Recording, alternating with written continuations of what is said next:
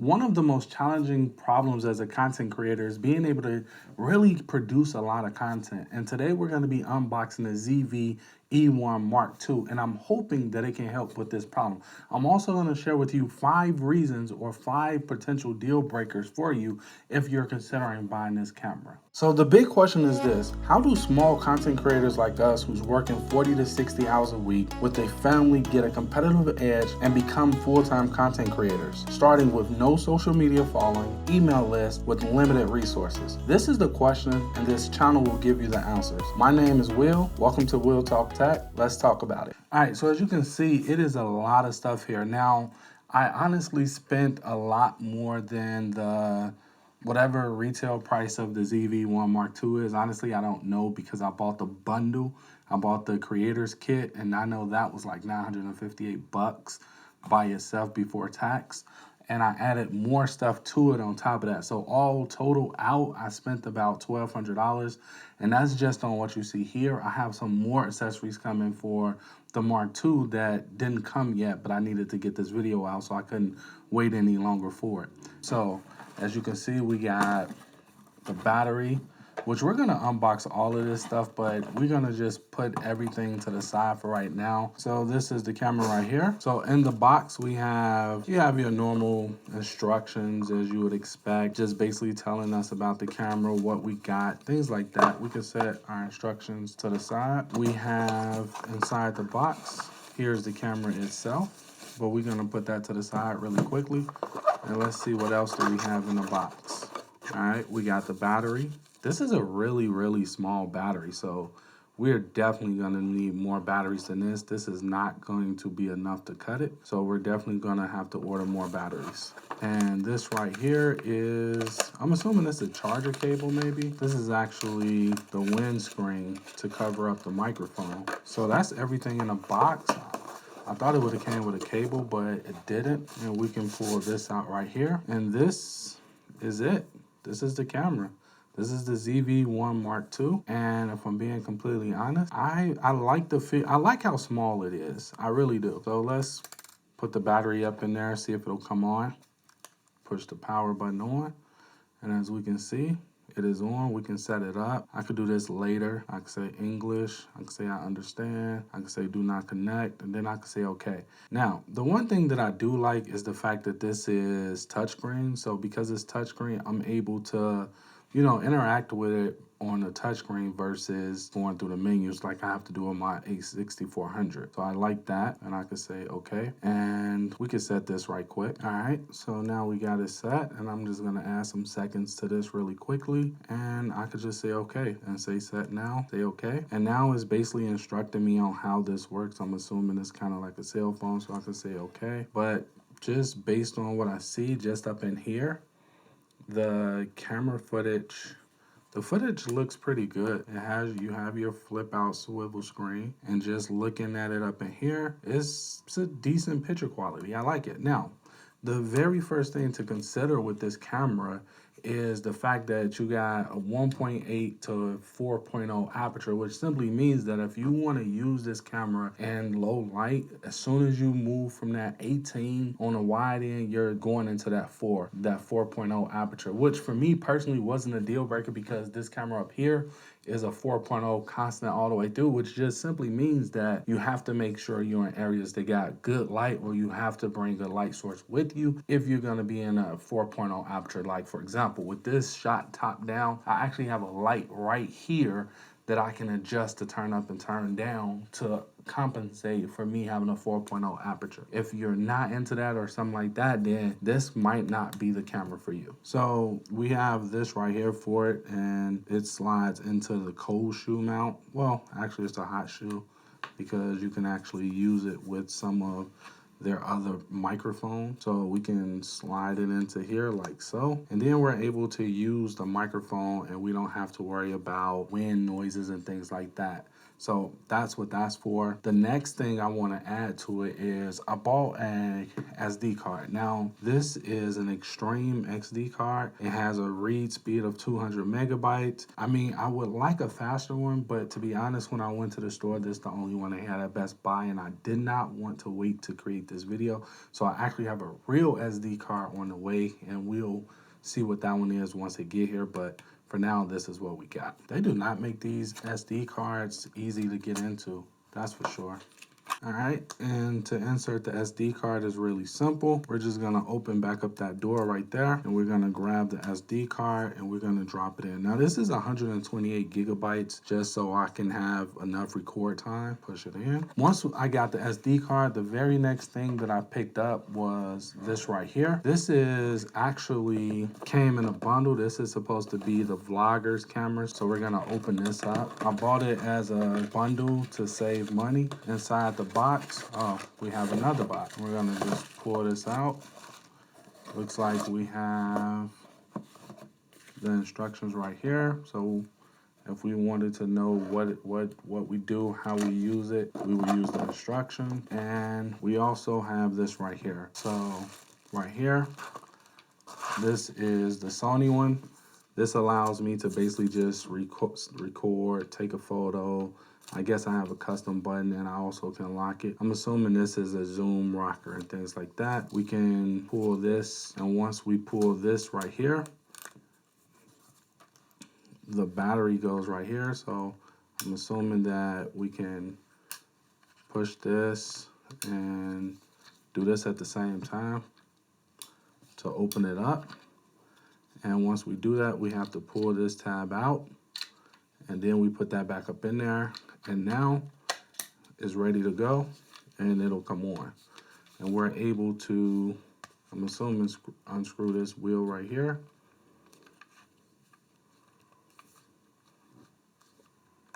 Okay, it's a button right here, actually. So I wonder why is this here then? Oh, okay, this makes it tighter. So that's kind of cool. So up under here, what we can do is we can take the ZV1 Mark II and just screw it in right here. And at that point, it's all set to go. I honestly don't like that it's on an angle. Just, I would like to see that. I get it, they moved it over, and this is what I'm talking about. You can see that this is not sitting straight. It should be like right here, but I get it. It'll affect the door, so the door won't open if they put it right here, so they put it over there. But I'm gonna have this on a cage anyway, so I'll have more room for that if I want to change it and do it my own way. So that's kind of cool. And the button is right here actually, so I'm able to set it up how I see fit. This right here is the cage for it, and I can open it up and show it to you. So you can see up in here we get the cage and we get a small rig tool. Pretty standard stuff for small rig. Their stuff be pretty simple. Now I could take this off, so we can see that right here, perfect fit. We can take this off temporarily, although it wasn't in the way. I'm assuming that the mounting point is actually this screw right here. That's where it holds at, because there's no other screws on here or no other screws that come with it. So it makes sense that that would be the mounting point. So we're going to tighten that down. Yep, that's what it's for. And now it's locked in, and camera can't come out. It honestly, for my hands are extremely big, all things considered. So for me, obviously I can grip this whole camera. So trying to say how it feel for me, honestly, if you got big hands, it's just gonna be uncomfortable. That's where the tripod come in at, because that's gonna be our grip. So for me, I can now put this more so center because I have more mounting options. And let's see if I open that door. The door will not open all the way, so I'll have to move that over a little bit, but we'll address that later. For right here and now, I'm able to open that up, and now I could put this back on here. And now that's back on there. And I mean, honestly, it'll definitely get the job done. The next thing I bought for it was an extra battery. This microfiber cloth that you're looking at right here actually just came standard with it. So this is, I can actually lay this down. This professional microfiber cloth. It came as a part of the kit. It's not something that I bought, but I can open it up and show it to you anyway. And I'm not a big fan of it because it doesn't have that suede feeling to it like most microfiber, like most good ones do. This one feels too silky. So, but I got it just in case. This right here is just an extra battery that I picked up because when I was doing all my research, they said the batteries wasn't that good. So I picked up one here. So you can see that I have this right here. So I'll be able to charge the battery inside of here. Here's the battery right here. All right, so this is how it works. We open it up and we see this right here. And I'm assuming we put it in like so. And then we close it up.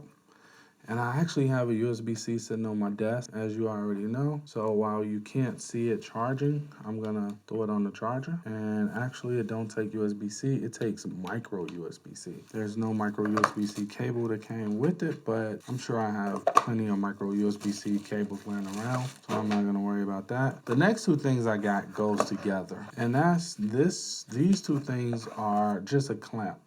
And basically I got these so that I can connect the power bank to it and I don't have to worry about plugging a cable into it or anything like that, meaning power where it needs to be plugged into the wall. Like I have with this camera or that camera up there. This one, I'm gonna use this with the power bank. So I have a ton of power banks laying around. So what I did was I grabbed this from, and as you can see, it comes with two clamps. But for my purposes of what I want to do, I only need one of these clamps, I think. Yeah, I'm pretty sure I only need one because this should be, okay, this is the mount I bought for it. I thought this was the other clamp that allows me to hold the battery, but that's one of the items that haven't arrived yet. So this is just a Ulanzi cold shoe that I can, you know, extend it out if I want to. But honestly, I don't think I'm gonna use that on here because the purpose of this is super fast and easy. And I can see my cage say ZV1, but it fits, so I'm cool with it. And then after that, so this I'll have to show to you at another time. I thought I had both pieces, but basically I'll be able to mount a battery to feed to that camera. So I don't have to worry about power or my battery's dying or something like that.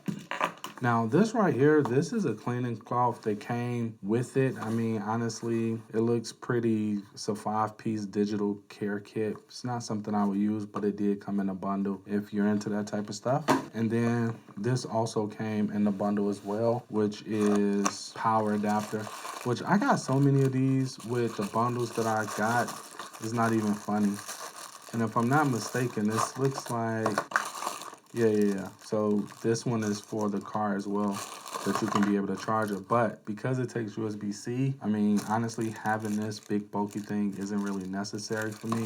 So this stuff right here, I'm not gonna use. And the last thing, well, the second to last thing I picked up was this right here. This is just simply a screen protector. So I picked this up because I wanted to make sure I protect my screen. So it looks like I have no clue what all this stuff is, but it comes with more than one screen protector, so that's good. So I guess if you make a mistake on one, you always can try again with the second one, or if you crack this one or scratch it up, you have that one. So that makes sense. This looks like it would go on a cold shoe mount, and it's just a leveler. So I kind of like that. I actually like that a lot because there's no way for me. Well, I guess we can look at it inside and tell if it's level, but I like that they included that. That was very thoughtful. So what I'm gonna do is I'm gonna flip this around really quickly. We're gonna put it on the back. I like the fact that it seems like when I close this, it turns off. I like that. I can actually, well, maybe I should power it down. And the power button is up under here. I'm just gonna push that. And what I'm gonna do is, this is a microfiber cloth that I keep on my desk for my tech. And this one feels way better. Feels like an actual cloth and not silk. So with this, you can come out, it says this is the back. And at that point, I could just grab it and just drop it on. And this might not be a politically correct way to do it, but I'm not really too concerned about, you know, it being too perfect. I just want I just want the protection. So if I turn it back on, and the image still look good. So yeah, and based off 128 gig, it gives me 4 hours and 48 minutes. But I also see this is in 60 frames per second, which is not what I would have it in if I was actually recording. And we can see that, let's see if I zoom in, let's see here. Once we at 21 frames, at 19 millimeters, we're already at 2.2 aperture. At 24 millimeters, we at 2.8. At 35 millimeters, we already at 4.0. So yeah, we get to that aperture really quickly. So that might be something you want to consider. And then we can pull it back. And when we pull it back, the next thing I want to talk about that might be a deal breaker. This camera gives you 18 to 50 millimeters. Now, 18 on the wide end is what you want. It's going to give you that 1.8. So if you want that blurry background, it's going to give you that to the best of its abilities. Like, it's not a full frame sensor, so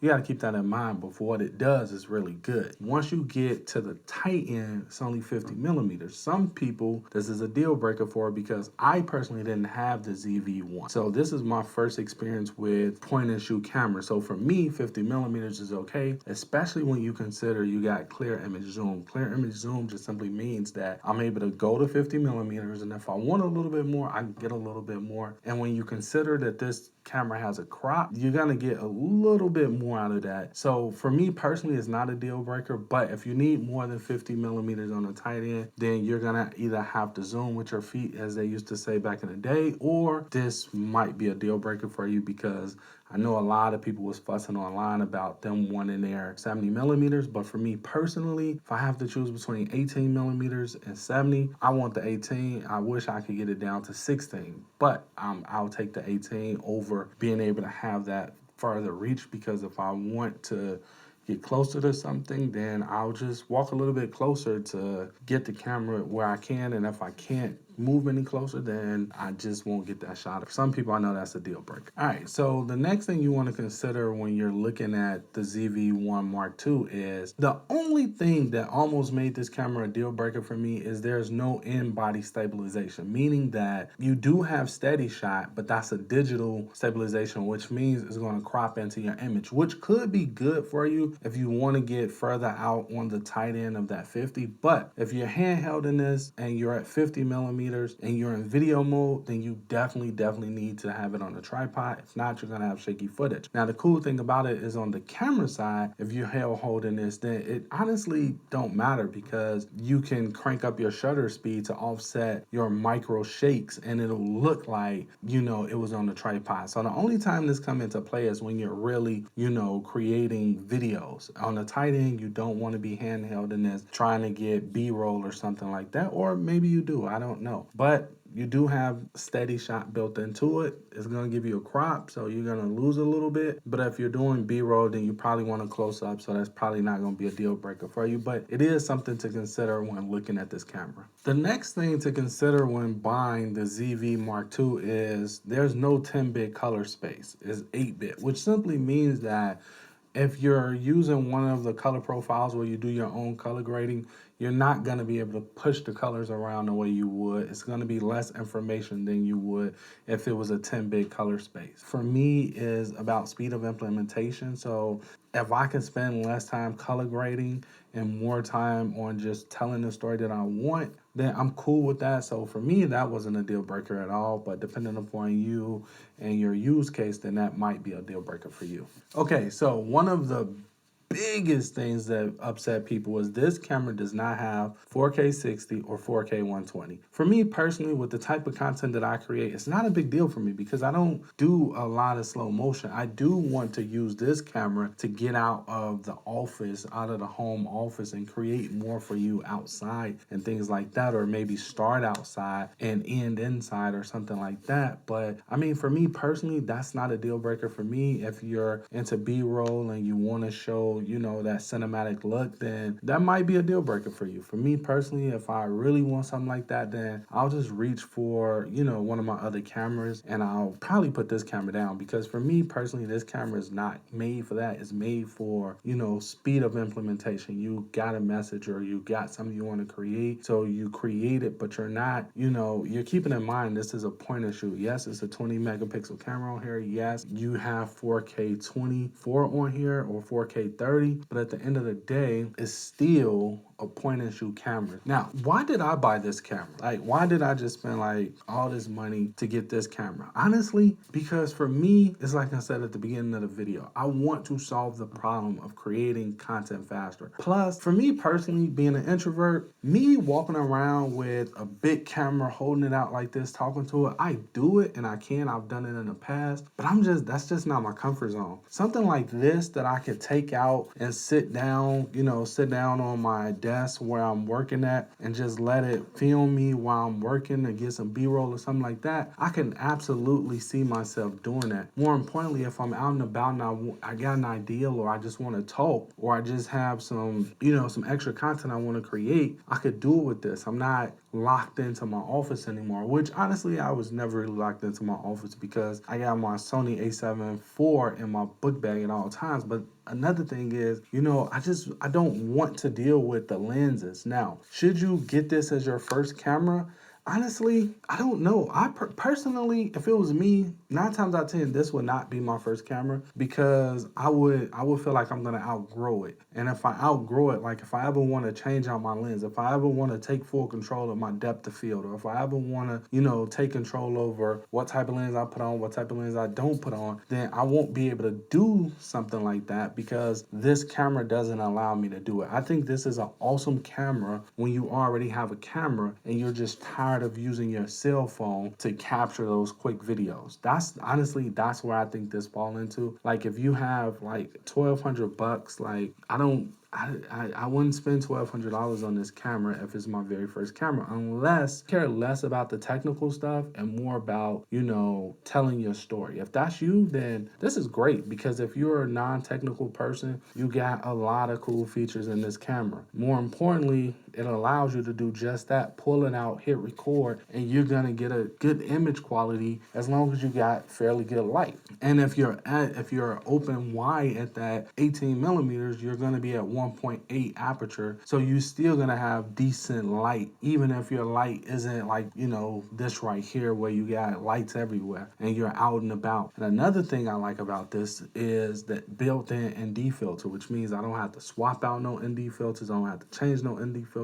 It's just automatically in. I push a button and it automatically turn on. For me, like, I guess once you've had like these expensive cameras, then you tend to appreciate the subtlety and the simplicity of the point and shoot camera, which is why I got this over the ZV-E10. I could have gotten the ZV-E10, especially for the money that I paid on this, but I didn't want the ZV-E10 because honestly, at the end of the day, I have the Sony a7 IV, I have the Sony a7C I'm talking to, and I have the Sony a6400 up there. So I feel like at that point, if I was going to use something with an interchangeable lens, then it would be the Sony a7C, and I would buy a new camera to replace that, and that would become my everyday camera. Or I would get the upgraded version of the Sony a7C. For me personally, the ZV-E10 lineup I think is awesome. I think it's amazing. I understand why Sony put that lineup out there for people who just want to get going fast, and I appreciate them for that. But for me personally, I feel like, you know, I would probably stick with the 7C lineup, which is a compact camera, or I would, you know, do the